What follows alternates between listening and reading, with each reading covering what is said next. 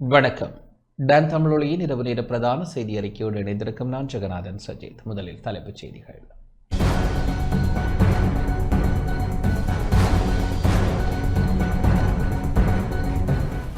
யாழ்ப்பாணம் தையிட்டி விகாரை காணியை அளவீடு செய்யும் பணிகள் இரண்டாவது தடவையாகவும் கைவிடப்பட்டன. காணாமல் போன 6 லட்சம் அமெரிக்க டாலர் குறித்து தபால் திணைக்களம் விசேட விசாரணை. அரசாங்கத்தின் ஊழல் நிலைமை உலகிற்கே வெளிச்சமாகியுள்ளதாக நாமல் ராஜபக்ஷ கருத்து. நுவர்லியா பொகவந்தலாவ பகுதியில் பேருந்து ஒன்று விபத்திற்குள்ளானதில் 34 மாணவர்கள் காயம். நிதியமைச்சின் செயலாளரின் வீட்டிற்கு முன்னால் ஆர்ப்பாட்டத்தில் ஈடுபட முயற்சித்தவர்களுக்கு மக்கள் கடும் எதிர்ப்பு. அரசு மருத்துவமனைகளில் பெட் ஸ்கேன் பரிசோதனை சேவைகள் கடந்த மார்ச் 27ஆம் தேதி முதல் நிறுத்தம்.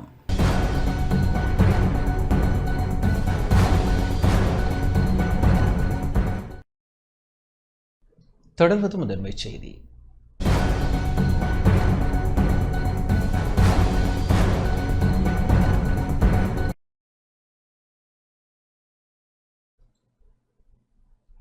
யாழ்ப்பாணம் தையிட்டி விகாரை காணியை அளவீடு செய்யும் பணிகள் இரண்டாவது தடவையாகவும் கைவிடப்பட்டன. யாழ்ப்பாணம் வலிகாமம் வடக்கில் தையிட்டி விகாரை அமைந்துள்ள காணியை அளவீடு செய்யும் பணிகள் இன்று இரண்டாவது தடவையாகவும் கைவிடப்பட்டன. விகாரை அமைந்துள்ள காணி உட்பட 17 பேரின் காணிகளின் வரைபடத்தை வரைவதற்கு அளவீடு செய்யும் பணிகளுக்காக காணி உரிமையாளர்கள் விகாரை பகுதிக்கு அழைக்கப்பட்டிருந்தனர். அதற்காக விகாரை பகுதிக்கு சென்ற மக்களை விகாரை அமைந்துள்ள பகுதிக்கு சற்று தொலைவில் போலீசார் வீதி சோதனை சாவடியை அமைத்து காணி உறுதிகள் அடையாள அட்டைகள் பரிசோதித்துத்தான் அனுமதிப்போம் என போலீசார் கூறியமையால் காணி உரிமையாளர்களுக்கும் போலீசாருக்கும் இடையில் தர்க்கம் ஏற்பட்டது. அதனையடுத்து அவ்விடத்திற்கு வருகின்ற கிராம சேவையாளர் காணி உரிமையாளர்களை விகாரை பகுதிக்கு அழைத்துச் சென்றார். அங்கு காணி உரிமையாளர்கள் காணியை விடுவிக்கும் நோக்குடனேயே காணிகளை அளவீடு செய்கின்றோம் என எழுத்தில் உறுதிமொழி தர வேண்டும் என அதிகாரிகளிடம் கோரிக்கை எடுத்தனர். அவ்வாறு தாம் எழுத்தில் உறுதிமொழி தர முடியாது என அதிகாரிகள் கூறியமையால் இழுபறி நிலை ஏற்பட்டது. அதன் பின்னர் விகாரை அமைந்துள்ள பகுதிக்குள் வலிகாமம் வடக்கு பிரதேச சபைக்கு சொந்தமான பவானி வீதி அமைந்துள்ளமையால் அதனை அளவீடு செய்யும் பணி இடம்பெற்றது. அந்த வகையில் காணி உரிமையாளர்கள் காணிகளை விடுவிக்கும் நோக்குடனேயே அளவீடு செய்கின்றோம் என எழுத்து மூல உறுதிமொழி தராதவிடின் காணிகளை அளவீடு செய்ய சம்மதிக்க மாட்டோம் என தெரிவித்தமையால் காணி அளவீட்டு பணிகள் இரண்டாவது தடவையாகவும் தடைப்பட்டது. கடந்த 17ஆம் தேதி காணி அளவீட்டு பணிகளை முன்னெடுக்க தீர்மானிக்கப்பட்ட வேளை விகாராதிபதி அதற்கு சம்மதிக்காது போலீஸ் நிலையத்தில் முறைப்பாடு செய்தவையால் அன்றைய தினம் காணி அளவீட்டு பணிகள் நிறுத்தப்பட்டன. அதன் பின்னர் இன்று இரண்டாவது தடவையாக காணி அளவீட்டு பணிகள் முன்னெடுக்கப்பட இருந்த நிலையில் காணி உரிமையாளர்களின் கோரிக்கையை அதிகாரிகள் நிறைவேற்றாததால் அளவீட்டு பணிகள் கைவிடப்பட்டன.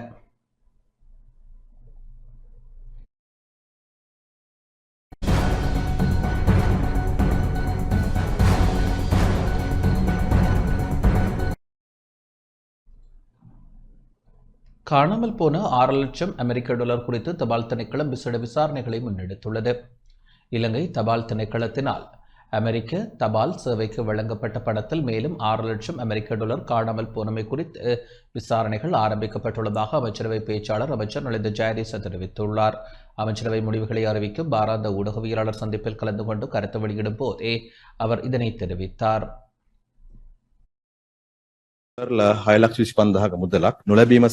தமக்குரிய கொடுப்பனவு கிடைக்கவில்லை என அமெரிக்க தபால் சேவை விடுத்த முறைப்பாட்டினை தொடர்ந்தே இந்த விசாரணைகள் ஆரம்பிக்கப்பட்டுள்ளன. மேலும் தபால் திணைக்களத்தின் ஊடாக செலுத்தப்பட்ட சுமார் 6 லட்சம் அமெரிக்க டாலர் நிதியை இவ்வாறு காணாமல் போயுள்ளது. இந்த சம்பவம் தொடர்பாக தற்போது விரிவான விசாரணைகள் முன்னெடுக்கப்பட்டு வருகின்றன. இலங்கை தபால் திணைக்களத்தின் நிதி கொடுக்கல் வாங்கல்களில் இடம்பெற்றுள்ளதாக கூறப்படும் இந்த விடயம் தொடர்பில் உரிய அதிகாரிகள் தற்போது அவதானம் செலுத்தியுள்ளனர். පරීක්ෂණ කටයුතු ආරම්භ වෙලා තිබේ. அரசாங்கத்தின் ஊழல் நிலைமை உலகிற்கே வெளிச்சமாகியுள்ளதாக நாடாளுமன்ற உறுப்பினர் நாமல் ராஜபக்ஷ தெரிவித்துள்ளார். ஒரு திருடன் திருடிவிட்டு மற்றவர்களை திருடன் என்று கூச்சலிட்டு ஓடுவதைப் போலத்தான் இந்த அரசாங்கமும் செயற்படுகின்றது. தமது திருட்டை மறைக்க மற்றவர்களை திருடர்கள் என்று கூறி வந்த இந்த அரசாங்கத்தின் நிலை தற்போது உலகிற்கே வெளிச்சமாகியுள்ளதாக நாடாளுமன்ற உறுப்பினர் நாமல் ராஜபக்ஷ தெரிவித்துள்ளார். ஊடகங்களுக்கு கருத்து தெரிவிக்கும் போதே அவர் இதனை குறிப்பிட்டார்.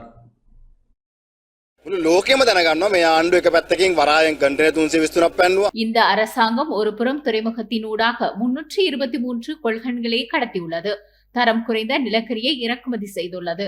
மத்திய கிழக்கு நெருக்கடி நிலவிய காலப்பகுதியில் உலகிலேயே அதிக விலைக்கு கச்சா எண்ணெய் பீப்பாய்களை வாங்கிய நாடாக இலங்கை வரலாற்றில் இடம்பெற்றுள்ளது.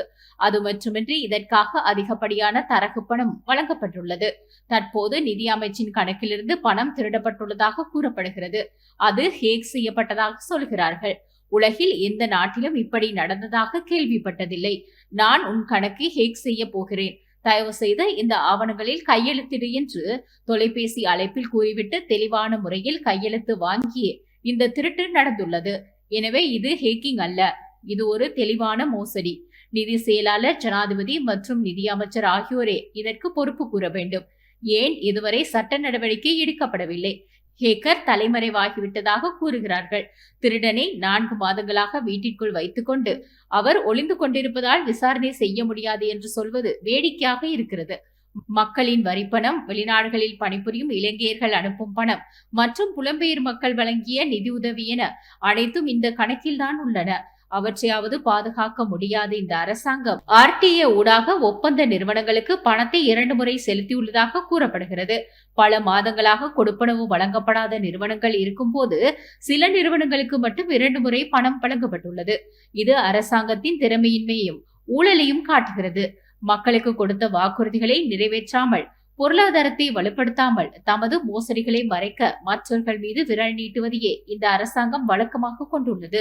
நிதி அமைச்சின் கையெழுத்து இல்லாமல் எந்த பண பரிமாற்றமும் நடக்க முடியாது. இந்த அரசாங்கம் திட்டமிட்ட குற்றவாளிகளை வளர்க்கிறது என்பது இப்போது சமூகத்திற்கு தெளிவாக தெரிகிறது.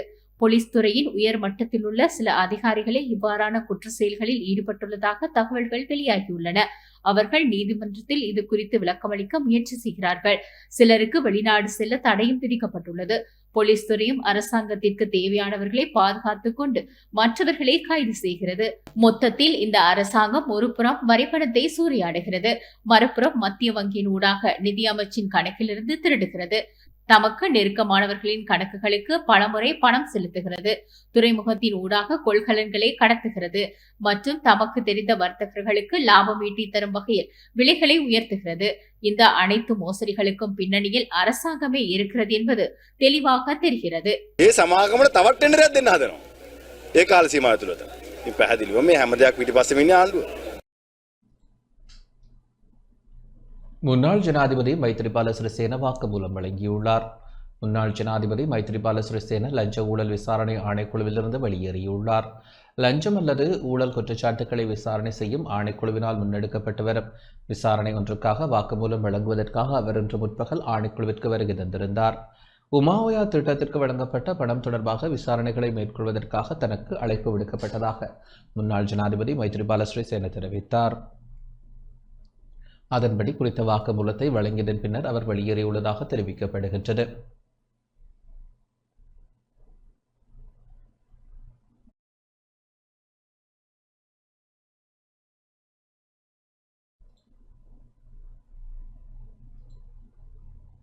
நுவரெலியா பஹவந்தலாவ பகுதியில் பேருந்து ஒன்று விபத்திற்குள்ளானதில் 34 மாணவர்கள் காயமடைந்துள்ளனர்.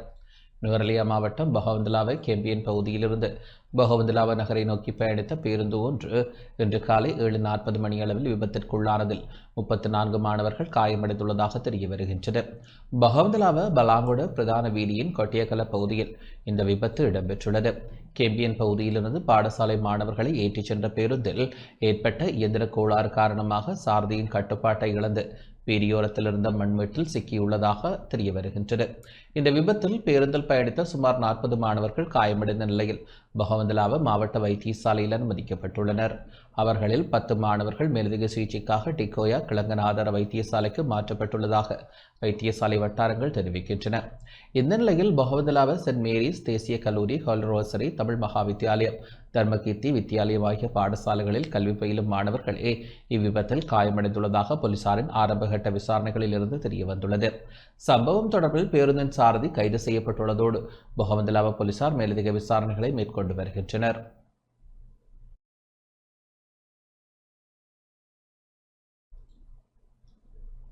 யாழ்ப்பாணம் மீசாலை கிழக்கு பிரதேசத்தில் ஜனாதிபதியினால் அடிக்கல் நாட்டப்பட்டு அமைக்கப்பட்ட வீடு இன்று கையளிக்கப்பட்டது. யாழ்ப்பாணம் தென்மராட்சி மீசாலை கிழக்கு பிரதேசத்தில் ஜனாதிபதி அனுரகுமார திசாநாயக்கவினால் அடிக்கல் நாட்டப்பட்டு அமைக்கப்பட்ட வீடு இன்று உரிமையாளர்களிடம் கையளிக்கப்பட்டது. கடந்த ஜனவரி மாதம் 19ஆம் தேதி மீசாலை வீரசிங்கம் ஆரம்ப பாடசாலையில் இடம்பெற்ற நிகழ்வில் பங்கேற்ற ஜனாதிபதி 30 வீட்டு திட்டங்களுக்கான காசோலைகளை வழங்கி வைத்தார். இந்த வருகையின் போது மீசாலை கிழக்கில் 20 லட்சம் ரூபாய் பெறுமதியான குறித்த வீட்டிற்கான அடிக்கல்லையும் ஜனாதிபதி நாட்டி வைத்தார். அந்த வகையில் இன்று அமைச்சர் இ சந்திரசேகர், நாடாளுமன்ற உறுப்பினர் க இளங்குமரன் ஆகியோர் புதிய வீட்டை கையளித்தனர். இந்த நிகழ்வில் தென்மராட்சி பிரதேச செயலாளர் பிரான்சிஸ் சந்திரா சத்தியசோதி, யாழ்ப்பாணம் மாவட்ட ஒருங்கிணைப்பு குழு தலைவரின் இணைப்பாளர் கபிலன், தேசிய மக்கள் சக்தியின் தென்மராட்சி அமைப்பாளர் பிரகாஷ் உட்பட பலர் பங்கேற்றனர். எதிர்கட்சி அனைத்தும் இணைந்து ஒரு கூட்டணி ஒன்றை அமைக்கப் போவதாக, தாங்கள் எல்லோரும் ஒற்றுமையாக இருக்கப் போவதாக கூறிக்கொண்டு பிரச்சார நடவடிக்கைகளில் ஈடுபட்டிருப்பதை காணக்கூடியதாக இருக்கின்றது. இந்த நாட்டை திருடியவர்கள், இந்த நாட்டுக்கு மோசடி செய்தவர்கள், அந்த மோசடிக்காரர்களோடு நாங்கள் ஒன்று சேர மாட்டோம் என்று கூறியவர்கள் இன்றைக்கு அவர்கள் எல்லோருமே ஒன்று சேர்ந்து இன்றைக்கு ஒரு குடையின் கீழ் அணிதிரண்டிருப்பதை காணக்கூடியதாக இருக்கிறது. போலீசாரின் நடவடிக்கைகள், இன்றைக்கு இந்த லஞ்ச ஊழல் மோசடியில் ஈடுபட்ட நபர்களுக்கு எதிரான நடவடிக்கை, அதே போன்று உயிர்த்த ஞாயிறு தாக்குதலின் பின்னாலான சூத்திரதாரிகளை கண்டு கொள்கின்ற விசாரணை, இவைகை அனைத்தும் துரிதமாக்கப்பட்டிருக்கின்றது. இந்த துரிதகதியில் இவ்வாறான விசாரணைகள் இடம்பெறுவதன் காரணமாக அதன் பின்னால் மறைந்திருக்கின்ற ஏனைய நபர்களுடையும் அடையாளம் கண்டு கொள்ளுகின்ற ஒரு வாய்ப்பு இருக்கின்றது. அவ்வாறு அடையாளம் கண்டு கொள்ளப்படுகின்ற பொழுது வேறு யாருமல்ல, இதற்கு பின்னால் முன்னால் பெரும் புள்ளிகளாக இருக்கின்ற அரசியல்வாதிகள் இருக்கின்றார்கள். அப்போ அந்த அரசியல்வாதிகள் அந்த ஆபத்தில் இருந்து தாங்களை தக்க வைத்துக் கொள்வதற்காகவே இன்றைக்கு இவ்வாறான கூட்டணிகளை அணிதிரள்வது காணக்கூடியதாக இருக்கின்றது. இவர்களால் முன்னெடுக்க போகின்ற இந்த கூட்டணி என்பது ஒரு செல்லுபடியாக கூட்டணியாகும். இன்றைக்கு எதிர்க்கட்சி யார் என்கின்ற போட்டியும் இருக்கின்றது. அந்த எதிர்க்கட்சியினுடைய பாத்திரத்தை காத்திரமான முறையில் வகிப்பதற்கான தகமை சஜித் பிரேமதாசாவிடம் இல்லை. அதன் காரணமாக இன்றைக்கு அரசாங்கத்தின் மீதான பொய்யான குற்றச்சாட்டுக்களை முன்வைத்து தாங்களுடைய இருப்பை தக்க வைத்துக் கொள்வதற்கான முயற்சிகளில் ஈடுபடுகின்றார்களே தவிர மக்களுக்கு ஆக்கப்பூர்வமான எந்த விதமான நன்மைகளும் இடம்பெறாது என்பது மக்கள் உணர்கின்றார்கள். அதனால் மக்கள் இந்த கூட்டணிகளுடைய போலியான நடவடிக்கைகளை தோற்கடிப்பார்கள் என்பது மாத்திரம் நிதர்சனமான உண்மை. எங்களுடைய கடல் வளத்தை சூறையாடுகின்ற நபர்கள் இன்றைக்கு எங்களுடைய ஒரு நபரை கைது செய்து அல்லது அவரை கடுமையாக தாக்கியிருக்கின்றார்கள். அந்த கடுமையான தாக்குதலுக்கு எங்களுடைய வன்மையான கண்டனத்தை நாங்கள் தெரிவிக்கின்றோம். இது தொடர்பாக இந்திய உயர் அதிகாரிகளோடும் இந்திய மீன்பிடித்துறை சம்பந்தமான அதிகாரிகளோடும் பேச்சுவார்த்தையில் இப்பொழுது நாங்கள் ஈடுபட்டு வருகின்றோம்.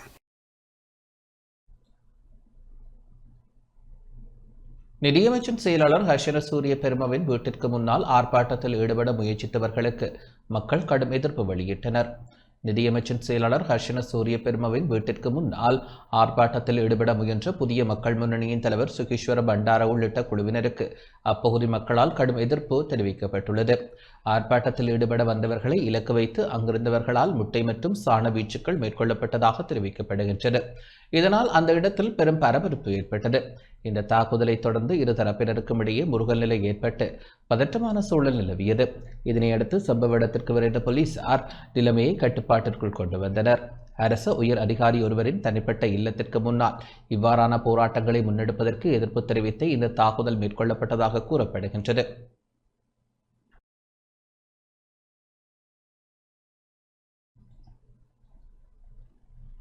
மன்னாரில் டித்வா புயலால் பாதிக்கப்பட்ட மீனவர்களுக்கு இன்று நண்டு வலைகள் வழங்கப்பட்டன. மன்னார் மாவட்டத்தில் டித்வா புயலால் பாதிக்கப்பட்ட மீனவர்களுக்கு மன்னார் சமூக பொருளாதார மேம்பாட்டுக்கான நிறுவனத்தின் ஏற்பாட்டில் நண்டு வலைகள் வழங்கி வைக்கும் நிகழ்வு இன்று மன்னார் மாவட்ட செயலக மண்டபத்தில் இடம்பெற்றது. மன்னார் பிரதேச செயலக பிரிவில் தெரிவு செய்யப்பட்ட 25 மீனவர்களுக்கு நண்டு வலைகள் வழங்கி வைக்கப்பட்டன. இதில் மன்னார் சமூக பொருளாதார மேம்பாட்டுக்கான நிறுவன பணிப்பாளர் ஜாக்சன் பிகராடோ பங்கேற்றார். பாதிக்கப்பட்ட மீனவர்களை அடையாளம் காணும் பணிகள் மன்னார் மாவட்ட கடற்தொழில் திணைக்களத்தின் வழிகாட்டுதலின் கீழ் முறையாக முன்னெடுக்கப்பட்டன. அதன் அடிப்படையில் தெரிவு செய்யப்பட்ட 25 மீனவர்களுக்கு அவர்களின் வாழ்வாதாரத்தை மீள கட்டி எழுப்பும் நோக்கில் நண்டு வலைகள் வழங்கப்பட்டுள்ளன.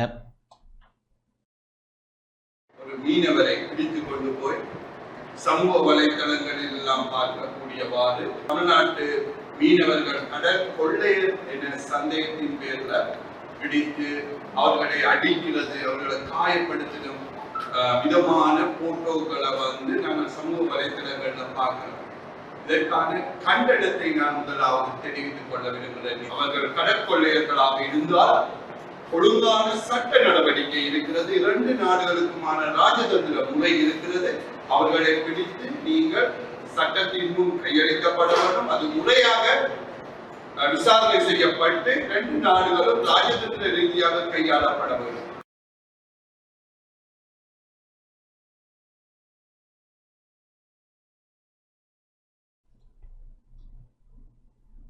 கிளிநொச்சி பிரமந்தனாறு கிராமத்தில் காலநிலைக்கு அமைவான விவசாயிகள் எதிர்நோக்கும் பிரச்சினைகள் தொடர்பில் இன்று ஆராயப்பட்டது. கிளிநொச்சி கண்டாவளி பிரதேச செயலக பிரிவிற்குட்பட்ட பிரமந்தனாறு கிராமத்தில் காலநிலைக்கு அமைவான விவசாய பண்ணையில் செய்கை மேற்கொண்டுள்ள விவசாயிகள் எதிர்கொள்ளும் பிரச்சினைகள் தொடர்பில் ஆராயும் கலந்துரையாடல் மாவட்ட அரசாங்க அதிபர் சுப்பிரமணியம் முரளிதரன் தலைமையில் இன்று இடம்பெற்றது. இதில் UNDP நிகழ்ச்சி திட்ட முகாமையாளர், மாவட்ட திட்டமிடல் பணிப்பாளர், கண்டாவளி பிரதேச செயலக பிரதி திட்டமிடல் பணிப்பாளர், கிளிநொச்சி மாவட்ட பிரதி நீர்ப்பாசன பொறியியலாளர், விவசாய திணைக்கள பிரதி பணிப்பாளர் மற்றும் விவசாயிகள் பங்கேற்றனர்.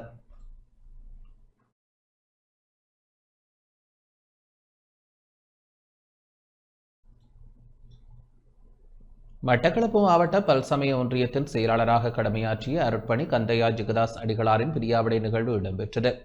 மட்டக்களப்பு மாவட்ட பல்சமய ஒன்றியத்தின் செயலாளராக கடமையாற்றிய அருட்பணி கந்தையா ஜெகதாஸ் அடிகளார் பணி நிமித்தம் திருகோணமலை மூதூருக்கு இடமாற்றம் செய்யப்பட்ட நிலையில் மாவட்ட பல்சமய ஒன்றியத்தினால் அவருக்கு பிரியாவிடை அளிக்கப்பட்டது. ஹெஹெட் ஹரிதாஸ் நிறுவனத்தின் அனுசரணையில் பிரியாவிடை நிகழ்வு ஒழுங்கமைக்கப்பட்டது. ஹெஹெட் ஹரிதாஸ் நிறுவன இயக்குனர் அருட்பணி ஆண்டனி ஜெயராஜ் அடிகளார் நெறிப்படுத்தலில் மட்டக்களப்பு மாவட்ட பல்சமய ஒன்றியத்தின் தலைவர் அருட்பணி லோக் ஜோன் அடிகளார் தலைமையில் நிகழ்வு இடம்பெற்றது. நிகழ்வில் மாவட்ட பல்சமய ஒன்றியத்தின் மூத்த உறுப்பினர் அருட்பணி ஜோசப் மேரி அடிகளார், அருட்தந்தை நவாஜி அடிகளார், மாவட்ட பல்சமய ஒன்றிய மத தலைவர்கள், உறுப்பினர்கள் என பலர் கலந்து கொண்டனர். கடந்த 4 வருடங்கள் மட்டக்களப்பு மாவட்ட பல்சமய ஒன்றியத்தில் செயலாளராக பணியாற்றியமையை கௌரவித்து அருட்பணி கந்தையா ஜெகதாஸ் அடிகளார் பொன்னாடை போர்த்தி வாழ்த்துப்பா வழங்கி கௌரவிக்கப்பட்டார்.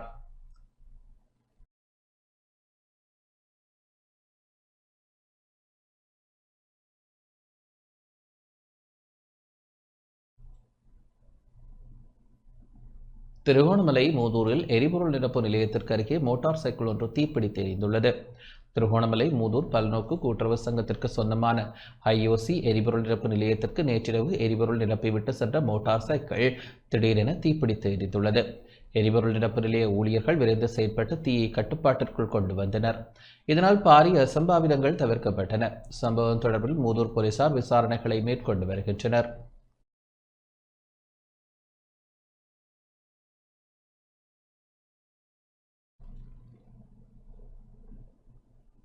அரசு மருத்துவமனைகளில் பெட் ஸ்கேன் பரிசோதனை சேவைகள் கடந்த மார்ச் 27 முதல் நிறுத்தப்பட்டுள்ளதாக அரச கதிரியல் தொழில்நுட்பவியலாளர்கள் சங்கத்தின் தலைவர் சானக தர்ம விக்ரம தெரிவித்துள்ளார். அரசாங்க வைத்தியசாலைகளில் வகைரகம அவேஷா வைத்தியசாலை, கொழும்பு தேசிய வைத்தியசாலை ஆகிய 2 இடங்களில் மட்டுமே இந்த வசதி உள்ளது. தனியார் துறையில் ஒரே வைத்தியசாலையில் மட்டுமே பெட் ஸ்கேன் செய்யப்படுகின்றது. தற்போது மருந்து தட்டுப்பாடு காரணமாக இந்த அனைத்து இடங்களிலும் பரிசோதனைகள் நிறுத்தப்பட்டுள்ளன என அரச கதிரியல் தொழில்நுட்பவியலாளர்கள் சங்கத்தின் தலைவர் சானக தர்ம விக்ரம தெரிவித்துள்ளார். ஊடகங்களுக்கு கருத்து தெரிவித்த போதே அவர் இதனை குறிப்பிட்டார். මාර්තු මාසේ 27 වෙනිදා සිට ලංකාවේ පෙට් ස්කෑන් පරීක්ෂණ සම්පූර්ණයෙන්ම අඩපණ වෙලා තිබෙනවා. மஹரகம அபெக்சா வைத்தியசாலை மற்றும் கொழும்பு தேசிய வைத்தியசாலை ஆகிய அரசாங்க வைத்தியசாலைகளில் புற்று நோயாளர்களுக்காக மேற்கொள்ளப்படும் பெட் ஸ்கேன் பரிசோதனைகள் மார்ச் 27 முதல் நிறுத்தப்பட்டுள்ளன. இதற்கு காரணம் இந்த பரிசோதனைக்கு தேவையான புளோரோ டியோக்சி குளுக்கோஸ் எனப்படும் கதிரியக்க ரசாயன பொருள் இலங்கைக்கு இறக்குமதி செய்யப்படுவது முற்றாக நிறுத்தப்பட்டுள்ளதே ஆகும். புளோரோ டியோக்சி குளுக்கோஸ் மருந்தை நாட்டிற்கு இறக்குமதி செய்ய வேண்டுமானால் தேசிய மருந்துகள் ஒழுங்குமுறை அதிகார சபையின் அனுமதி மற்றும் முறையான பதிவு அவசியமாகும். ஜனவரி மாதத்திற்கு முன்னர் அந்த மருந்தை விநியோகிக்கும் அனைத்து நிறுவனங்களும் தங்களது பழைய பதிவு முறைகளை மாற்றி புதிய நடைமுறையின் கீழ் பதிவு செய்யுமாறு அறிவுறுத்தப்பட்டிருந்தன. நிறுவனங்கள் விண்ணப்பித்திருந்த போதிலும் இதுவரை அவற்றுக்கான பதிவு வழங்கப்படவில்லை. இந்த தாமதம் காரணமாகவே மருந்து இறக்குமதி நிறுத்தப்பட்டுள்ளது. இதனால் நோயாளிகள் கடும் சிரமத்திற்கு உள்ளாகியுள்ளனர். இலங்கையில் இந்த பரிசோதனை செய்ய முடியாத காரணத்தால் நோயாளிகள் அண்டை நாடான இந்தியாவிற்கு செல்ல வேண்டிய கட்டாயத்திற்கு தள்ளப்பட்டுள்ளனர். ஒரு நோயாளி தனியாக செல்ல முடியாது என்பதால் உறவினர்களையும் அழைத்து செல்ல வேண்டியுள்ளது. இது அவர்களுக்கு பெரும் நிதி சுமையை ஏற்படுத்துகிறது. புற்றுநோய் செல்கள் வளர்வதை கண்டறியவும் உடலில் எந்த பகுதியில் புற்றுநோய் உள்ளது என்பதையும் துல்லியமாக அடையாளம் காணவும் இது அவசியம்.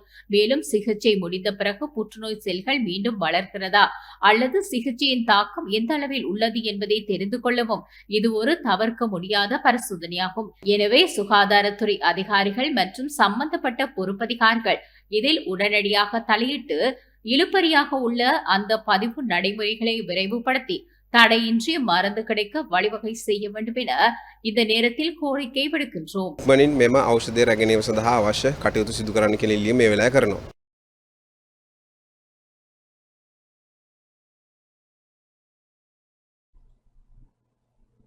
எந்தொரு நிறுவனத்திற்கும் ஒரே கொடுப்பனவு 2 முறை வழங்கப்படவில்லை என போக்குவரத்து பிரதியமைச்சர் பிரசன்ன குணசேன தெரிவித்துள்ளார்.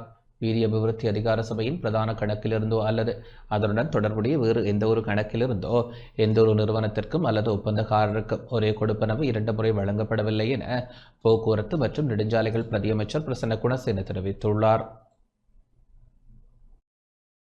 வீதி அபிவிருத்தி அதிகார சபையினால் முறையற்ற கொடுப்பனவு ஒன்று மேற்கொள்ளப்பட்டுள்ளதாக ஐக்கிய மக்கள் சக்தியின் நாடாளுமன்ற உறுப்பினர் நளின் பண்டார அண்மையில் வெளியிட்ட கருத்துக்கு பதிலளிக்கும் வகையில் நடைபெற்ற ஊடகவியலாளர் சந்திப்பில் கலந்து கொண்டு கருத்து தெரிவிக்கும் போதே பிரதி அமைச்சர் இதனை தெளிவுபடுத்தினார். නලින් බණ්ඩාර මන්තුමා කියනවා නම් ඒ කියන කාරණා ටික සම්පූර්ණ වැරදි. கொடுப்பனவுகளை மேற்கொள்ளும் நடைமுறையில் எவ்வித மாற்றமும் செய்யப்படவில்லை.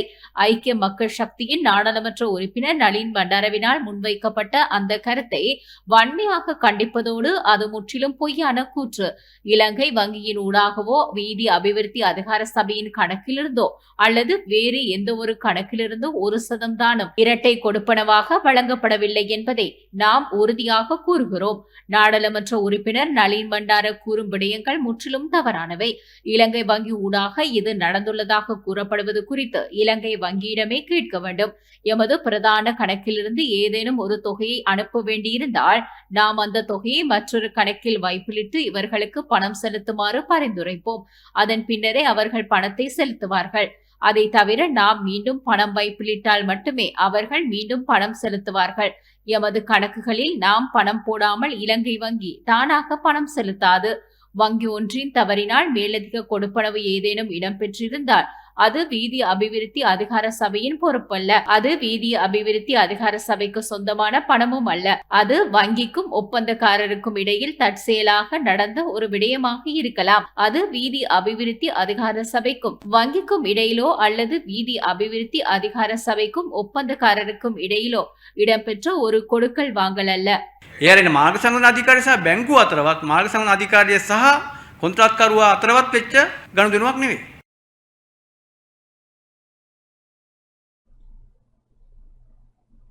அமெரிக்கா மற்றும் இஸ்ரேலுக்கு ஆதரவாக சீலரத்ன தேரர் தலைமையிலான குழுவினர் கொழும்பில் உள்ள அமெரிக்க தூதரகத்திற்கு முன்பாக போராட்டத்தில் ஈடுபட்டனர். ஜனசத பெரமுனவின் தலைவர் பத்ரமுல்ல சீலரத்ன தேரர் தலைமையிலான குழுவினர் கொழும்பில் உள்ள அமெரிக்க தூதரகத்திற்கு முன்பாக அமெரிக்கா மற்றும் இஸ்ரேலுக்கு ஆதரவு தெரிவித்து போராட்டம் ஒன்றில் ஈடுபட்டனர். மத்திய கிழக்கு பதட்டங்களுக்கு மத்தியில் இஸ்ரேல் மற்றும் அமெரிக்காவின் தற்போதைய நிலைப்பாட்டிற்கு ஆதரவாகவும் அவர்களின் நடவடிக்கைகளுக்கு ஆதரவு தெரிவித்தும் இந்த போராட்டம் இடம்பெற்றது. இலங்கையில் உள்நாட்டு போர் நிலவிய காலப்பகுதியில் இஸ்ரேல் மற்றும் ஈரான் ஆகிய நாடுகள் ஆதரவு வழங்கியதை நினைவுகூர்ந்த சீலரத்ன தேரர் தற்போதைய உலக அரசியல் சூழலில் தாங்கள் இஸ்ரேல் மற்றும் அமெரிக்காவின் பக்கம் நிற்கின்றோம் என குறிப்பிட்டார். போராட்டக்காரர்கள் அமெரிக்க மற்றும் இஸ்ரேலிய தேசிய கொடிகளை ஏந்தி ஆதரவு கோஷங்களை எழுப்பினர். இந்த திடீர் போராட்டத்தை அடுத்து கொழும்பில் உள்ள அமெரிக்க தூதரகத்தை சுற்றியுள்ள பகுதிகளில் போலீஸ் பாதுகாப்பு பலப்படுத்தப்பட்டிருந்தது.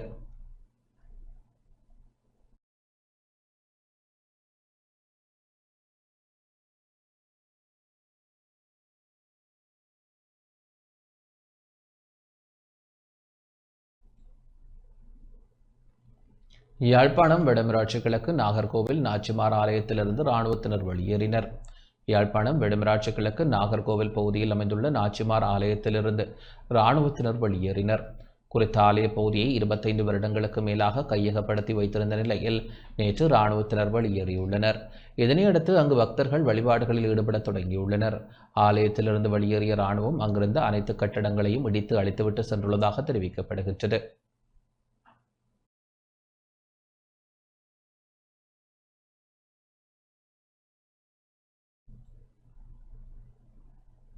ஊட்டச்சத்துமிக்க உள்ளூர் உணவுகளை உட்கொள்ளுதல் தொடர்பான விழிப்புணர்வு நிகழ்வு மட்டக்களப்பில் இடம்பெற்றது.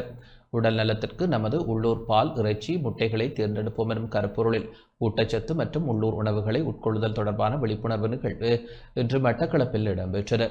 உள்ளூர் உற்பத்திகளை ஊக்குவிக்கும் திட்டத்தின் கீழ் பொதுமக்களுக்கான விழிப்புணர்வு நிகழ்வாக மட்டக்களப்பு அரச கால்நடை வைத்தியர் அலுவலக ஏற்பாட்டில் மட்டக்களப்பு பொதுச்சந்தைக்கு வருகை தந்தவர்களுக்கு இலவசமாக தூய பசும்பால் விநியோகிக்கப்பட்டது. மண்முனை வடக்கு பிரதேச செயலக பிரிவு கால்நடை வைத்தியர் ருஜித்ரா லிங்கேஸ்வரன் தலைமையில் இடம்பெற்ற நிகழ்வில் அரச கால்நடை வைத்தியர் அலுவலக உத்தியோகத்தர்கள், கோட்டை முனை மற்றும் அரசடி கிராம சேவை பிரிவு கிராம சேவை உத்தியோகத்தர்கள், சமுர்த்தி உத்தியோகத்தர்கள், பொது சுகாதார பரிசோதகர்கள் என பலர் கலந்து கொண்டனர். கருத்திட்டத்தில் முக்கிய நோக்கம் உள்ளூர் உற்பத்திகளான பால், முட்டை, இறைச்சி. முதற்கட்டமாக பால் நுகர்வு. இதில் இலங்கை தற்போதைய அரசாங்கம் தேசிய மட்டத்தில் பாட்பண்ணை மையம் என்ற கருத்திட்டத்தை உருவாக்கி கொண்டு வராங்க. அதில் சிறிய அளவில் இருக்கிற பாட்பண்ணையாளர்களை ஊக்குவிச்சு தேசிய மட்டத்திற்கு கொண்டு செல்றதுல முதல் கட்டமாகத்தான் உள்ளூர் உற்பத்தியாகிற பாலை வெளியிடங்களுக்கு விற்காம அவங்க உள்ளூர் உற்பத்தியில் அவங்க ஒரு வருமானம் பெறுறதுக்காக வேண்டியும், அதே மாதிரி முட்டை, இறைச்சி உற்பத்தியிலையும் பல பேர் சிறிய அளவிலான கோழிப்பண்ணைகளில் ஈடுபட்டு கொண்டிருக்கிறாங்க. அதிலிருந்து அவங்க உள்ளூர் உற்பத்திகளை இந்த நாட்டு மக்களுக்காக கொடுக்கணும், இந்த ஊர் மக்களுக்காக கொடுக்கணும். வெளியிடங்கள்ல இருந்து அவங்க இறக்குமதி செய்கிற இறைச்சிகளை குறைவாக நுகர்வு செய்து உள்ளூர் உற்பத்தியை கூட்டுறதுக்காகவும் அவங்கள சிறு தொழில் முயற்சியாளர்களாக கொண்டு வரதும் தான் இந்த திட்டம் முக்கிய நோக்கமாக கொண்டிருக்குது. ஜனாதிபதி தலைமையில் நுவரெலியாவில் மேதின கூட்டம் இடம்பெற உள்ளது. தொழிலாளர் தினத்தை முன்னிட்டு எதிர்வரும் மே மாதம் 1ஆம் தேதி நுவரெலியா ஜினிசிட்டா மைதானத்தில் ஜனாதிபதி தலைமையில் இடம்பெறவுள்ள மேதின விழாவிற்கு தொழிலாளர்கள் அனைவரும் கலந்து கொள்ள வேண்டும் என அழைப்பு விடுப்பதாக அகில இலங்கை தோட்ட தொழிலாளர் சங்கத்தின் தலைவரும் பதுளை மாவட்ட நாடாளுமன்ற உறுப்பினருமான கிட்னன் செல்வராஜ் அழைப்பு விடுத்துள்ளார். மேதின நிகழ்வு தொடர்பில் ஹேட்டனில் இடம்பெற்ற ஊடக சந்திப்பின் போது அவர் இதனை தெரிவித்தார். இந்த நாட்டிலே 203 வருட காலமாக உரிமையில் அந்த சமூகம் எங்கு இருக்கின்றது என்றால் அது மலையகத்திலே, பெருந்தோட்டத்திலே மலையக சமூகம். ஹட்டன் பிரகடனத்தில் குறிப்பிடப்பட்டதை போல் உரிமையில் அந்த சமூகத்திற்கு காணி உரிமை, வீட்டுரிமை பெற்றுக் கொடுப்போம் என்ற வாக்குறுதி அளித்தார். அதன் பிரகாரம் இன்று மலையகத்தில் முழு நாட்டிலும், மலையகத்தில் உள்ள முழு பிரதேசத்திலும் மலையக மக்களுக்கான வீடுகள் அமைக்கப்பட்டு அவர்களுக்கு உரித்தோடு வழங்குவதற்கு ஏதுவான நடவடிக்கைகள் அனைத்தும் மேற்கொள்ளப்பட்டிருக்கின்றது. இந்த நாட்டில் ஏனைய பிரஜைகளுக்கு சமமான ஒரு பிரஜைகளாக வாழ வேண்டும். இந்த நாட்டில் உள்ள உழைக்கும் வர்க்கத்துக்கு சமமான ஒரு உழைக்கும் வர்க்கமாக இருக்க வேண்டும். இந்த நாட்டில் ஏனைய சமூகம் அனுபவிக்கின்ற அனைத்து சலுகைகள், உரிமைகளையும் மலையக சமூகம் அனுபவிக்க வேண்டும் என்று எதிர்பார்க்கின்றோம். மலையகத்தை சார்ந்த தோட்ட தொழிலாளர்களுக்கு வினயமாக கேட்டுக்கொள்ளுகின்றோம். எதிர்வரும் மே மாதம் 1ஆம் தேதி காலை 10 மணிக்கு நுவரெலியா சினிசிட்டா மைதானத்தில் நடைபெறுகின்ற இந்த செம்மேதின கூட்டத்தில் தாங்களும் பங்கேற்று ஊர்வலமாக வந்து இலங்கையின் அதிமேதக ஜனாதிபதி தோழர் அன்ருகுமார் திசாநாயக் அவர்களின் தலைமையில் இந்த மே தினம் மிகவும் உன்னதமாக நினைவு கூறப்படும் என்பதை இந்த நாட்டில் வாழுகின்ற உழைக்கும் வர்க்கத்திற்கும் பாட்டாளி வர்க்கத்திற்கும் உலக வாழ் பாட்டாளி வர்க்கத்துக்கும் நாங்கள் மே தினத்துக்கு வருவீர்கள் எனவும் ஆதரவு தருவீர்கள் எனவும் எதிர்பார்க்கின்றோம். மலையகத்தில் உள்ள அனைத்து தொழிலாளர்களை, அனைத்து மக்களையும் இதுக்கு கலந்து கொள்ளுங்கன்ற வேண்டுகோளை விடுக்கிறோம். அதே மாதிரி விசேடமாக மலையக பெண்மணி என்ற ரீதியில, மலையகத்துல பிறந்து வளர்ந்த பெண்மணி என்ற ரீதியில மலையகத்தில் உள்ள பெண்கள் எந்த விதமான துன்பத்துக்கு முகம் கொடுத்து கொண்டிருக்கிறாங்க. பெண்கள் தான் நான் நினைக்கிறேன் இந்த நாட்டில் அதிகமான டாலரை கொண்டு வந்து கொடுக்கறது. இந்த நாட்டுக்கு எங்களோட மலையகத்தில் வேலை செய்கிற பெண்கள் எவ்விதமான சிக்கல்களுக்கு முகம் கொடுத்து கொண்டிருக்கிறாங்கிறது எங்களுக்கு நல்லாவே தெரியும். அது சம்பந்தமாக நினைக்கிறேன் நம்மளோட தலைவரும் செயலாளரும் தெளிவுபடுத்தினாங்க. அதனால் நான் விசேடமாக மலையகத்தில் உள்ள பெண்கள் அனைவரையும் அன்போடு அழைக்கிறேன். மே மாதம் 1ஆம் தேதி காலையில் 10 மணிக்கு நுவரெலியா சினிசிட்ட மைதானத்துக்கு வாங்க. இந்த மே தினத்தில் கலந்து கொள்ளுங்க.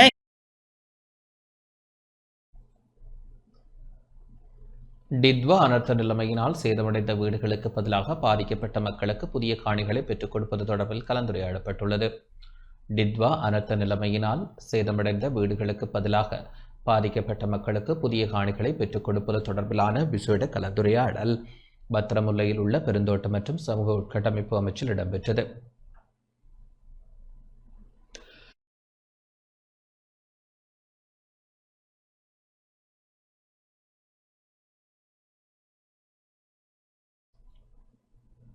இடம்பெயர்ந்த குடும்பங்களுக்கு நிரந்தர வீடுகளை அமைப்பதற்கு தேவையான காணிகளை பிரதேச பெருந்தோட்ட நிறுவனங்களிடமிருந்து பெற்றுக்கொள்வது தொடர்பில் இணக்கப்பாட்டை எட்டுவதே இக்கலந்துரையாடலின் பிரதான நோக்காகும். இதன்போது அனர்த்தத்தால் முழுமையாக சேதமடைந்த வீடுகளுக்கும் தேசிய கட்டட ஆராய்ச்சி நிறுவனத்தினால் மண் சரிவு அபாயம் உள்ளதாக உறுதிப்படுத்தப்பட்ட வீடுகளுக்கு பதிலாக புதிய வீடுகளை நிர்மாணிப்பதற்கு அரசாங்கத்தால் வழங்க திட்டமிடப்பட்டுள்ள காணிகளுக்கு மேலதிகமாக பிரதேச பெருந்தோட்ட நிறுவனங்களுக்கு சொந்தமான பொருத்தமான காணிகளை பயன்படுத்துவது குறித்து ஆராயப்பட்டது. அனர்த்தத்தால் கடுமையாக பாதிக்கப்பட்ட தோட்ட சமூகத்தினர் தற்போது வசிக்கும் தோட்ட பகுதிகளிலேயே அவர்களுக்கு புதிய காணிகளை வழங்குவது தொடர்பில் விசேட கவனம் செலுத்தப்பட்டது. அனர்த்தத்தால் பாதிக்கப்பட்ட மற்றும் மண் சரிவு அபாயத்திற்குள்ளான மக்களுக்கு விரைவில் நிரந்தர வீடுகளை வழங்குவது அரசாங்கத்தின் முன்னுரிமை பணியாகும். அதற்காக பெருந்தோட்ட நிறுவனங்களின் அதிகபட்ச ஒத்துழைப்பை எதிர்பார்க்கின்றோம் என பிரதியமைச்சர் சுந்தரலிங்கம் பிரதீப் தெரிவித்தார். இந்நிகழ்வில் பெருந்தோட்ட மற்றும் சமூக உட்கட்டமைப்பு வசதிகள் அமைச்சர் சம்பந்த வித்யாரத்ன, பிரதியமைச்சர் சுந்தரலிங்கம் பிரதீப், அமைச்சின் செயலாளர் குணதாச சமரசிங்க, அமைச்சின் மேலதிக செயலாளர்கள், பெருந்தோட்ட முகாமைத்துவ கண்காணிப்பு பிரிவின் அதிகாரிகள் மற்றும் பிரதேச பெருந்தோட்ட நிறுவனங்களின் தலைமை நிர்வாக அதிகாரிகள் கலந்து கொண்டனர்.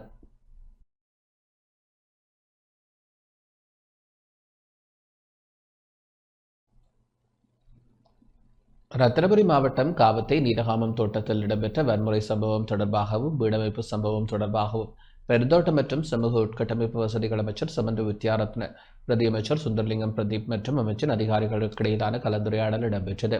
பெருந்தோட்ட பகுதிகளில் பாதுகாப்பு உத்தியோகத்தர்களின் பேரில் அடியாட்களை வைத்திருப்பது சட்டத்திற்கு முரணானது எனவும் இது தொடர்பாக ஆராய்ந்து அறிக்கை சமர்ப்பிக்குமாறும் அமைச்சின் செயலாளருக்கு உத்தரவிடப்பட்டதோடு பாதிக்கப்பட்ட மக்களுக்கு உடனடி நிவாரணங்கள் வழங்குவதற்கு தேவையான நடவடிக்கைகளை எடுக்குமாறு ஆலோசனை வழங்கப்பட்டது. இந்த விடயம் தொடர்பாக கவனம் செலுத்திய பிரதியமைச்சர் குறிப்பிட்ட பெருந்தோட்ட நிறுவனத்தின் பிரதம நிறைவேற்று அதிகாரியை அமைச்சின் அலுவலகத்திற்கு வரவழைத்து உடனடியாக பாதுகாப்பு குழுவினர் தொடர்பாக நிர்வாகம் எடுக்கப் போகும் நடவடிக்கைகள் பற்றி அறிக்கை சமர்ப்பிக்கும்படி அறிவுறுத்தியதுடன் மக்களுக்கு அச்சுறுத்தலாக செயற்படுவதை உடனடியாக நிறுத்தும்படியும் அறிவுறுத்தினார். மக்களுக்கு அவர்களுக்காக ஒதுக்கப்பட்டிருக்கும் காணியை வழங்குவது தொடர்புக்கு தேவையான நடவடிக்கைகளை எடுக்கும்படியும் பிரதியமைச்சர் மேலும் அறிவுறுத்தினார். அத்தோடு வேலை நிறுத்தத்தில் ஈடுபட்டிருந்த 5 சம்பளத்தை மீள வழங்குமாறு அறிவுறுத்தப்பட்டு சகல கோரிக்கைகளுக்கும் காவத்த பெருந்தோட்ட நிறுவனத்தின் பிரதான நிறைவேற்று அதிகாரியால் இணக்கம் தெரிவிக்கப்பட்டது. இதன்போது பெருந்தோட்ட மற்றும் சமூக உட்கட்டமைப்பு அமைச்சின் செயலாளர் குணதாஸ் சமரசிங்க, மேலதிக செயலாளர் விஜயகீர்த்தி, தோட்ட முகாமைத்துவ கண்காணிப்பு பிரிவு படிப்பாளர், அமைச்சின் பிரதான அதிகாரிகள் ஆகியோர் அழைக்கப்பட்டனர். அதேபோல் பிரதியமைச்சரின் பிரத்யேக செயலாளர் மற்றும் ஒருங்கிணைப்பு செயலாளரும் கலந்து கொண்டனர்.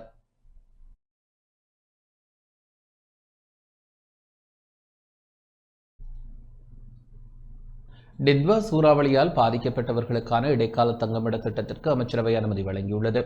டிட்வா சூறாவளியால் பாதிக்கப்பட்டு பாதுகாப்பு மையங்கள், கூடாரங்கள் மற்றும் உறவினர் வீடுகளில் வசிக்கும் குடும்பங்களுக்காக இடைக்கால தங்குமிடங்களை நிர்மாணிக்கும் திட்டத்திற்கு அமைச்சரவை அங்கீகாரம் வழங்கியுள்ளதாக அமைச்சரவை பேச்சாளர் அமைச்சர் நலிந்த ஜெயதிச தெரிவித்துள்ளார்.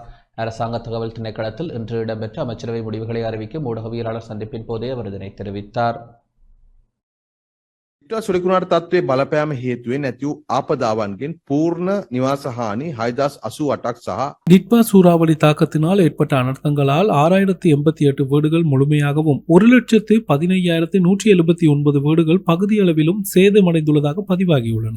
பாதிக்கப்பட்ட குடும்பங்களில் 2026 ஏப்ரல் 22 வரை 494 குடும்பங்கள் நாட்டின் 4 மாவட்டங்களில் உள்ள 20 பாதுகாப்பு மையங்களில் தங்கியுள்ளதுடன் மேலும் பல குடும்பங்கள் கூடாரங்களிலும் உறவினர் வீடுகளிலும் தங்கியுள்ளனர். மண் சரிவு மற்றும் வெள்ளத்தினால் வீடுகளை இழந்த குடும்பங்கள் புதிய வீடுகளை அமைக்கும் வரை வாடகை வீடுகளில் தங்கியிருப்பதற்காக 25,000 ரூபாய் மாதாந்த வாடகை கொடுப்பனவை வழங்க நடவடிக்கை எடுக்கப்பட்டது. எனினும் அந்த பகுதிகளில் வாடகைக்கு வீடுகளை பெற்றுக் கொள்வதில் சிக்கல் நிலவுவது அவதானிக்கப்பட்டுள்ளது. இதன் அடிப்படையில் தேசிய கட்டிட ஆராய்ச்சி நிறுவனம் சமர்ப்பித்துள்ள வீட்டு திட்டத்திற்கு அமைய இலங்கை ராணுவத்தின் மனிதவள பங்களிப்புடன் இந்த திட்டம் நடைமுறைப்படுத்தப்பட உள்ளது. கேகாலை, கண்டி, நூரலியா மற்றும் பதுளை ஆகிய மாவட்டங்களில் பாதுகாப்பு மையங்கள் மற்றும் கூடாரங்களில் தங்கியுள்ள 1000 குடும்பங்களுக்கு நிரந்தர வீடுகள் கட்டி முடிக்கப்படும் வரை இடைக்கால தங்குமிடங்களை அமைத்துக் கொடுப்பதற்காக பாதுகாப்பு அமைச்சர் என்ற ரீதியில் ஜனாதிபதி முன்வைத்த யோசனைக்கு அமைச்சரவை அங்கீகாரம் வழங்கியுள்ளது. අන්තර්කාල නිවාස ඉදිකර දීමේ ව්‍යාපෘතියක් ක්‍රියාත්මක කිරීම පිණිස ආරක්ෂක අමාත්‍යවරයා හැටියට ජනාධිපතිතුමා ඉදිරිපත් කළ යෝජනාව කැබිනට් මණ්ඩලය අනුමත කළා.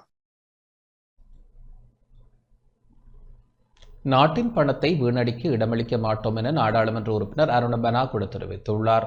இந்த நாட்டின் பணத்தை எந்த ஒரு முறையற்ற பயன்பாட்டிற்கும் அல்லது வீணாக்கலுக்கும் நாம் அனுமதிக்க மாட்டோம். இவ்வாறான குற்றச்சாட்டுக்களை நம்பிக்கையில்லா பிரேரணைகளை கொண்டு வந்திருக்கிறார்கள். முழு எதிர்க்கட்சி மீதும் நம்பிக்கை இல்லை என்பதை நாடு ஏற்கனவே ஏற்றுக்கொண்டுள்ளது என தேசிய மக்கள் சக்தியின் நாடாளுமன்ற உறுப்பினர் அருண பனகொட தெரிவித்துள்ளார்.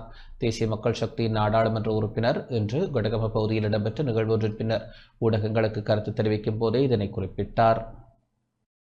තමන්ගේ හොරකම තමන් හොරුයි කියලා පෙනිච්ච එක අනිත් අයගේ ඇඟෙත් ගාලා අනිත් අයත් හොරුයි කියලා තමන්ගේ ගානට ගන්නනේ ඔය විරෝධතාවය තියෙන්නේ. வங்கி கணக்குகளை கொள்ளையடித்து இந்த நாட்டை வங்குரோத்தாக்கிய குழுக்களே இன்று போராட்டங்களை நடத்துகின்றன. தாங்கள் திருடர்கள் என்று அம்பலமானவர்கள் மற்றவர்களையும் திருடர்களாக காட்ட முயற்சிக்கிறார்கள். இந்த போராட்டங்கள் நாட்டு பற்றினாலோ அல்லது நடந்த சம்பவங்களுக்கு தீர்வு காணவோ நடத்தப்பட்டவை அல்ல. எனவே இதை கண்டு நாம் பதற்றமடைய போவதில்லை. இருப்பினும் இது குறித்த விசாரணைகள் முன்னெடுக்கப்படும். வளசக்தி அமைச்சருக்கு எதிராக நம்பிக்கையில்லா பிரேரணை கொண்டுவரப்பட்ட போது முழு நாடாளுமன்ற குழுவும் இணைந்து அதனை தோற்கடித்தது. ஆனால் விசாரணைகள் சரியான முறையில் நடைபெற வேண்டும் என்பதற்காக அமைச்சர் தனது பதவியை ராஜினாமா செய்தார். ஊழல் நிறைந்த அரசியல் கலாசாரத்தை மாற்றிய உடனே கடந்த 76 ஆண்டுகளாக கட்டியெழுப்பப்பட்ட கலாசாரம் ஒன்றை வருடங்களில் முழுமையாக மாறிவிடாது. சில அரசு அதிகாரிகள் மற்றும் சில நபர்கள் ஊடாக பழைய அரசியல் கலாசாரமும் பழைய பழக்க வழக்கங்களும் மீண்டும் வெளிப்படுகின்றன. எனவே அது குறித்து அவதானத்துடன் இருந்து அரசாங்கம் உரிய நடவடிக்கை எடுத்து வருகின்றது. அரசு அதிகாரிகளுக்குள் எதிர்க்கட்சி குழுக்கள் மறைந்திருக்கக்கூடும். எனவே அவற்றை சரி செய்வதில் நாம் மிகுந்த கவனத்துடன் செயல்படுகிறோம். இம்முறை மே தினத்தை முன்னிட்டு ஒவ்வொரு மாவட்டத்தையும் உள்ளடக்கும் வகையில் மே தின பேரணிகள் நடத்தப்படும். ஜனாதிபதி நுவரெலியா மற்றும் மஹரகம பேரணிகளிலும் பிரதமர் ரத்தினபுரி மேதின பேரணியிலும் கலந்து கொள்வார்கள். ජනාධිපතිතුමා විශේෂයෙන් නුවර එළියේ තියෙන මේ රැලියටත් ඒ වගේම මහරගම කොළඹ දිස්ත්‍රික්කයේ මූලික කරගෙන තියෙන මේ රැලියටත් අනිවාර්යයෙන්ම සහභාගී වෙනවා. தமிழ்நாட்டை சேர்ந்த சில மீனவர்களால் இலங்கை மீனவர் ஒருவர் கொடூரமாக தாக்கப்பட்ட சம்பவத்திற்கு நாடாளுமன்ற உறுப்பினர் நாமல் ராஜபக்ஷ கவலை வெளியிட்டுள்ளார். யாழ்ப்பாணத்தை சேர்ந்த மீனவர் ஒருவர் தமிழ்நாட்டில் தாக்கப்பட்ட சம்பவம் தொடர்பாக நாடாளுமன்ற உறுப்பினர் நாமல் ராஜபக்ஷ கவலை வெளியிட்டுள்ளார். இது தொடர்பாக தனது உத்தியோகபூர்வ தளத்தில் பதிவிட்டுள்ள அவர், தமிழ்நாட்டை சேர்ந்த சில மீனவர்களால் இலங்கை மீனவர் ஒருவர் கொடூரமாக தாக்கப்பட்டிருப்பது மிகுந்த கவலைக்குரிய விடயம் என தெரிவித்துள்ளார். අනේ කරුණාකරලා මේ ලියුම් ටිකට අස්සම් කරලවන්න කියලා කතා කරලා අස්සන ගස්සලා තමයි හැක් කරලා තියෙන්නේ. ඉතින් පැහැදිලිවම මේ හැක් කිරිලක් නෙවෙයි. මේක වංචාවක්. ආණ්ඩුව මේකට වගකී යුතුයි පමණක් නෙවෙයි මුදල් ලේකම්වරයා ජනාධිපතිවරයා මුදල් ඇමතිවරයා විදියට මේ පිළිබඳව වගකීම් බාර ගන්න ඕනේ. සහ මේ පිළිබඳව ඔවුන් தமிழ்நாட்டை சேர்ந்த சில மீனவர்களால் இலங்கை மீனவர் ஒருவர் கொடூரமாக தாக்கப்பட்டிருப்பது மிகுந்த கவலைக்குரிய சம்பவம் என தெரிவித்தார்.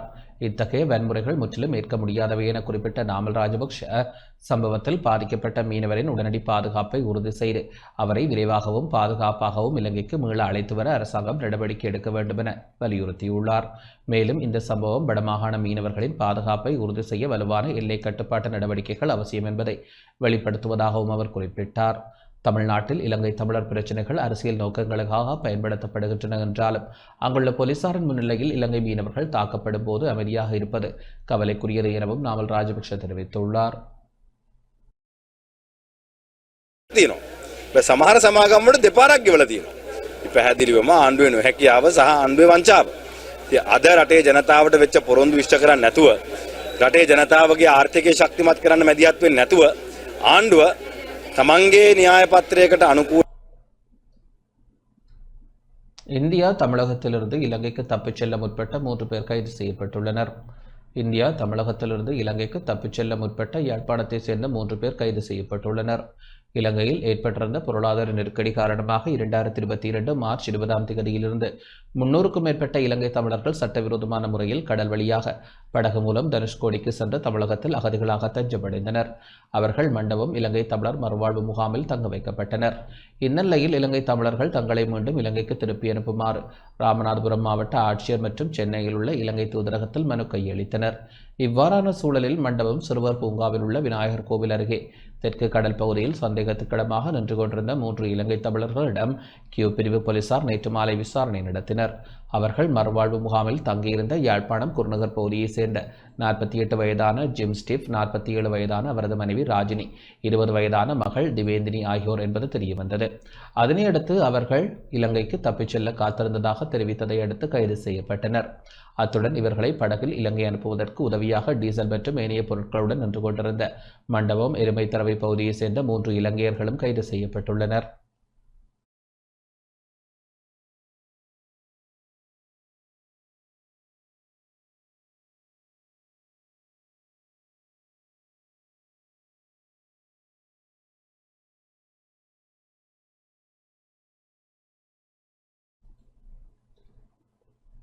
மக்கள் நலன் சார்ந்து நேர்மையாக செயற்படும் அதிகாரிகளுடன் துணை நிற்போம் என வடக்கு மாகாண ஆளுநர் நா. வேதநாயகன் தெரிவித்துள்ளார். சவாலான சூழலில் பணியாற்றும் அதிகாரிகள் மக்கள் நலன் சார்ந்து சரியான விடயங்களை மேற்கொள்ள வேண்டும் எனவும் நேர்மையாக செயற்படும் அதிகாரிகளுடன் எப்போதும் துணை நிற்போம் எனவும் வடக்கு மாகாண ஆளுநர் நா. வேதநாயகன் தெரிவித்துள்ளார். வடக்கு மாகாண பொதுச்சேவையில் இணைந்த சேவை பதவிகளுக்கான நியமன கடிதங்கள் வழங்கும் நிகழ்வு பிரதி பிரதம செயலாளர் அலுவலகத்தின் ஏற்பாட்டில் யாழ்ப்பாணத்தில் உள்ள வடக்கு மாகாண சபை பிரதம செயலாளர் கேட்போர் கூடத்தில் இன்று இடம்பெற்றது. இதில் பிரதம விருந்தினராக பங்கேற்று உரையாற்றிய ஆளுநர் அதிகாரிகள் மக்களுக்கு சேவையை செய்து கொடுக்க வேண்டும் என்ற அர்ப்பணிப்புடன் செயற்பட வேண்டும் என வலியுறுத்தினார். அமைச்சர் சந்திரசேகர் உரையாற்றுகையில் தேசிய மக்கள் சக்தி அரசாங்கம் ஆட்சிக்கு வந்ததும் தகுதியானவர்களுக்கு நியமனங்களை வழங்கி அரசு சேவையை மீண்டும் வலுப்படுத்தி வருவதாக குறிப்பிட்டார். தொடர்ந்து உரையாற்றிய பிரதியமைச்சர் உபாலி சமரசிங்க இந்த நியமனங்களில் தாம் தலையிடவில்லை எனவும் முழு செயன்முறையும் அதிகாரிகளால் முற்றிலும் சுயாதீனமாக மேற்கொள்ளப்பட்டது எனவும் தெரிவித்தார். இதன்போது வடக்கு மாகாண சபைக்குட்பட்ட திணைக்களங்களில் நிலவிய வெற்றிடங்களுக்காக 37 தொழில்நுட்ப உத்தியோகத்தர்கள், 14 முகாமைத்துவ சேவை உத்தியோகத்தர்கள் மற்றும் 44 அலுவலக பணியாளர்களுக்கு நியமன கடிதங்கள் வழங்கி வைக்கப்பட்டன.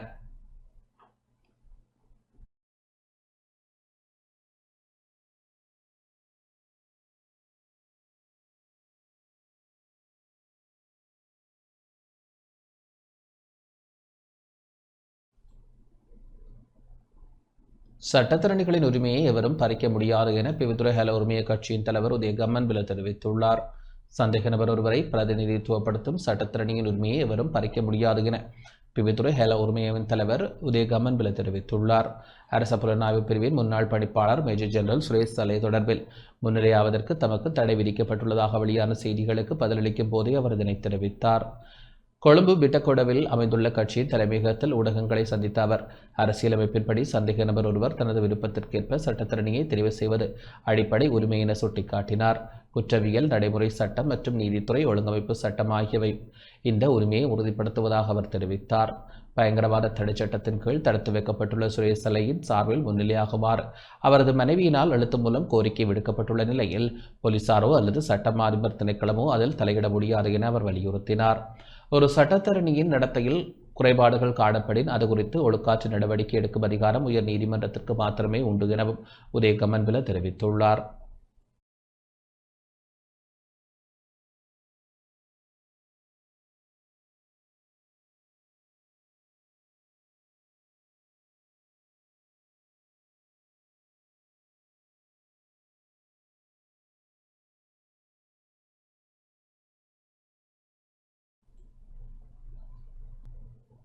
இத்துடன் இந்த செய்தி அறிக்கை நிறைவடைகின்றது. வணக்கம்.